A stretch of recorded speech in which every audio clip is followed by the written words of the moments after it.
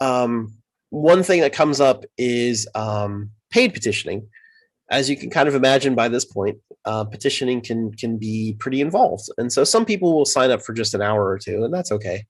Um, but depending on the signature requirements we're looking at, we might be looking at lots and lots of volunteer hours, and a lot of people just don't have that amount of free time to volunteer, even if they want to. So one way that we can do it is, folks that are looking for part-time jobs, we can pay some of our greens, right, to I don't know, I guess you call it mutual aid. Some greens that need a little bit of extra cash and they have more free time, we can compensate them fairly for all of the time that they spend on doing the petitioning. So you'll want to ask your campaign or your state party if they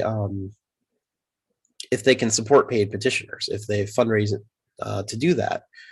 And you'll want to talk with them about it, because maybe when you're recruiting volunteers, you could tell them, hey, we're paying $20 an hour. Would you sign up to do 2 hours on Saturday or something like that? And sometimes that could be not only a good incentive, but I think it just sets the right tone, right? That we're not expecting people to do stuff for free, that, we're compensating people fairly for their time and their skills and their energy and all that. So it seems to be a thing that more and more state parties are doing. And yeah, so you'll want to ask about that.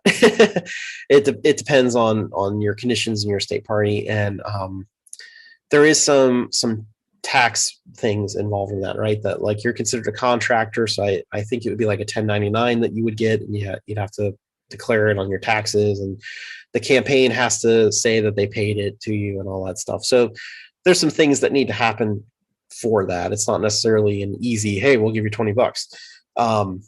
So check with the campaign first, but this is often a good thing to think about. And if you're working as an organizer for these campaigns, you might even pitch it to them. You might even say, hey, if we raise some money, we can pay folks to do this, and that'll help us meet our goals quicker and easier. And just to be more fair to our volunteers, we're not expecting them to do all this stuff for free.